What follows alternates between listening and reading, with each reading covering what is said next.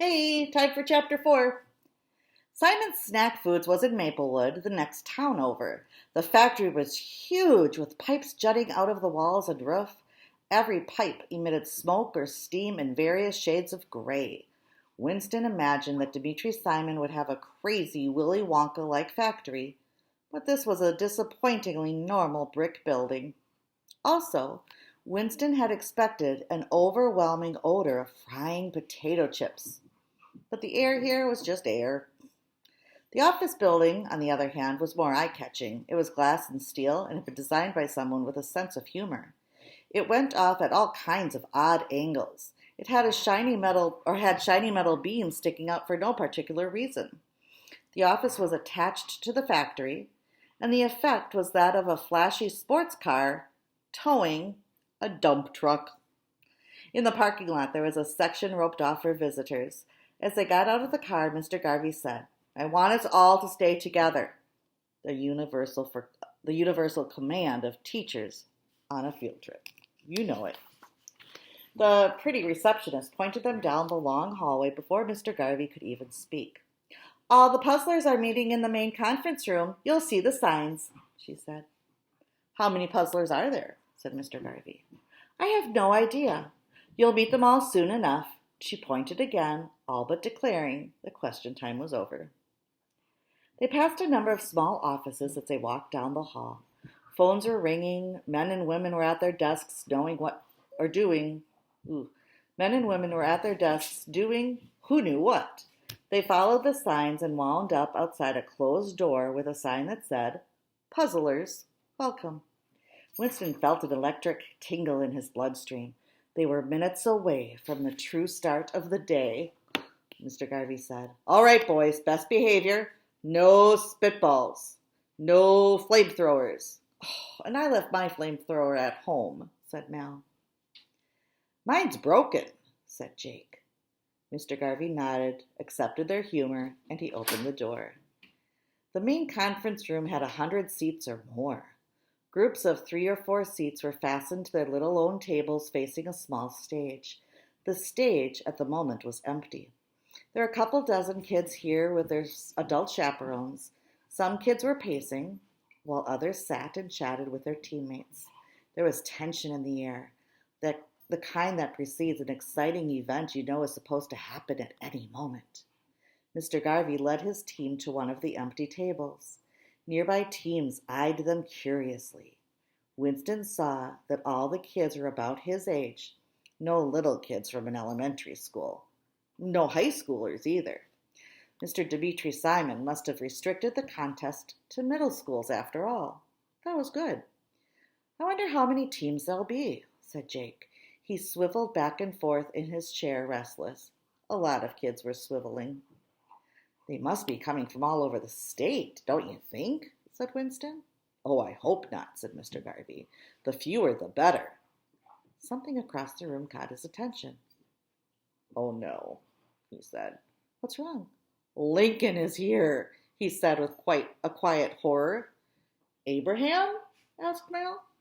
The math teacher set his jaw as if jokes were not appropriate at a time like this. "Lincoln Junior High. Of course they'd be here. That's Rod Denham, their math lead advisor. I bet he has 3 kids from their math team here." "Are they good?" Jake asked. "They're very good. In fact, we've never beaten them." He shook his head as if the news could hardly be worse. The teacher in question, Mr. Denham, was a short, wide fellow wearing a brown sport coat. He was talking with 2 boys and a girl, all of whom were listening intently. Mr. Denham must have felt them staring, because he suddenly glanced over, and seeing Mr. Garvey, waved, an ironic smirk on his face. "Oh, he saw us," Mr. Garvey said unhappily. "Be good for a moment. I have to say hello." Mr. Garvey got up, approached his rival with a smile, his arms spread in a warm greeting. Winston guessed that Mr. Garvey regretted, more than ever, not replacing all 3 of them with students from his math class. Well, it was too late now. He swiveled in his chair and watched more teams come in. "You're Winston Breen," said a voice behind him. Winston swiveled around, and so did Mal and Jake. A boy was sitting there. His hair was unbrushed and pointing every which way, and he wore an expression of wide-eyed delight. Right! You're Winston Green. Oh, I just knew you would be here today. You had to be, Winston said. Huh? The boy continued, glowing like a child meeting Santa. I read about you in the paper when you found that buried treasure. Remember? That's in the first book. Winston said again, but he wanted to say, no one forgets finding buried treasure, but was too startled to find the words. Who was this kid? Whoever he was, he kept talking. I wish I could find buried treasure, but this will be just as good, don't you think? What do you suppose the puzzles will be like? Maybe they'll be really hard. Oh, I hope not. I don't like getting stuck on a puzzle, but I want them to be a little hard because I wouldn't want them to be too easy, you know? I hope that they're just right. Mal finally cut in, waving his hands to get the boy's attention. Hey, he said. The boy, startled, turned away from Winston as if he hadn't been aware of anyone else sitting there. The boy's big eyes blinked. Mal, not unkindly, said, Who are you? Oh, me? I'm Brendan. I'm Brendan Root. I go to West Meadow. My team's over there. He pointed to two kids who were playing rock, paper, scissors, and their teacher who was reading the sports section of the newspaper. I'm not really friends with them, but they asked me because they know I like puzzles. Well, not as much as you, Winston, Brendan said suddenly, as if afraid he had offended Winston. But I like them. What do you think the puzzles will be like today? Hard, right? Maybe, said Winston. He was glad to have gotten a word in this conversation. Maybe in time he could work his way up to long sentences. Well, I hope they're not too hard, Brendan said again. Want to see a puzzle I made up? Sure, said Winston. I made it up myself. Are you ready? Yes. Winston had been in Brendan Root's company for perhaps 60 seconds, and he already felt exasperated. Okay, here it is. He took a crumpled piece of paper out of his pocket. I wrote this down to show people. What do these words have in common?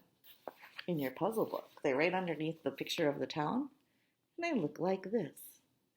Bony, each, ink, lack, live, old, ray, range. Now, just because he said, what do they have in common, doesn't mean it's just these words. Maybe you have to change them somehow to make them all have something in common. Yep, that's a hint. What could you do to these words by adding letters to make them different words that have something in common? Good luck.